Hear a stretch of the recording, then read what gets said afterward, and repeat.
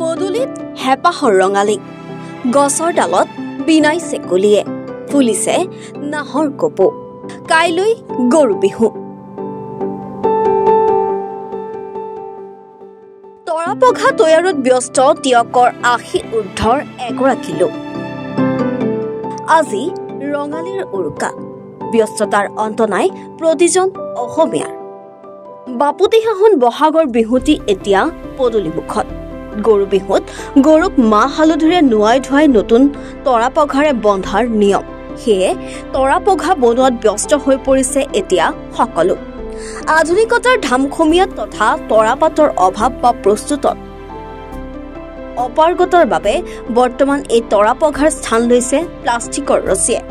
যদিও টিয়কৰ বলমাজান গোহাঁই গাঁৱৰ ৰুদ্ৰ বুঢ়াগোহাঁই নামৰ ৮০ ঊৰ্ধৰ এইগৰাকী লোকে ঘৰৰ চোতালত বহি এইদৰে পঘা তৈয়াৰত ব্যস্ত হৈ পৰিছে আজি প্ৰায় ১৫ পৰা ২০ বছৰে তেওঁ এইদৰে বাৰীৰ পৰা তৰাপাত আনি পঘা প্ৰস্তুত কৰি আহিছে আৰু সময়ে সময়ে বিক্ৰীও কৰিছে অৱশ্যে এইবাৰ ৪০ডাল তৰাপঘা তৈয়াৰ কৰিছে পূৰ্বৰ নীতি অৱলম্বন কৰি গৰুক নিজে প্ৰস্তুত কৰা পঘা দি আহিছে এইগৰাকী চহা কৃষকে ইপিনে এই পঘা তৈয়াৰৰ সম্পূৰ্ণ প্ৰক্ৰিয়াটো পাছৰ প্ৰজন্মৰ দুই একক শিকাইছে আৰু তেওঁলোকৰ উৎসাহ দেখি তেওঁ আনন্দিত হৈ পৰিছে ১৫ বছৰমান কৰি আছো পঘা বাতি আছো মানে এইটো পৰম্পৰা আমাৰ এই তৰা পঘা গৰুক পিন্ধাবই লাগে পিন্ধাই আছে কাৰণে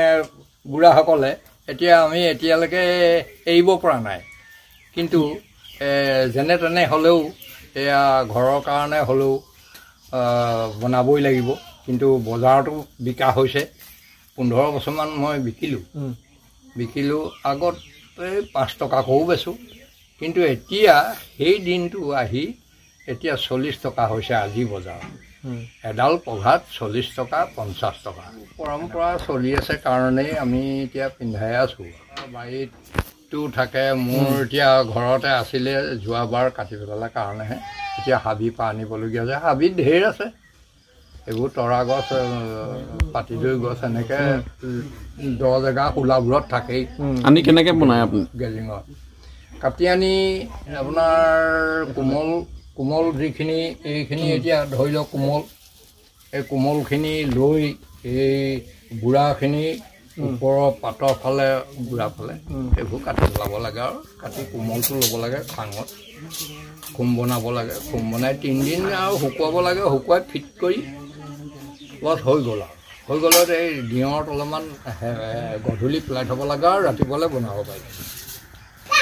এইবাৰ কিমান বনালে এইবাৰ ৪০ডালমান বনালোঁ ঘৰৰ গৰু নাই যদিও ই এটা চখ আছে মোৰ তাৰমানে তৰা পঘাটো কাইলৈ গৰুক যে পিন্ধাব লাগে সেইকাৰণে বৰ আমাৰ ওচৰত এতিয়া তেনেকৈ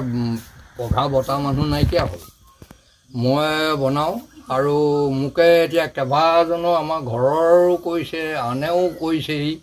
ওচৰ চুবুৰীয়াই যে মোকো ২ডালমান লাগিব মোকো ৫ডাল লাগিব মোক ৬ডাল লাগিব এনেকৈ বুলি কৈ বৰ্তা নিবই লাগিব মই আৰু নিমহি সেয়া এতিয়া বৰ্তা এই পিছৰ প্ৰজন্ম শিকিছে নাই এই কথা বতৰাবোৰ এতিয়া মই শিকাইছোঁ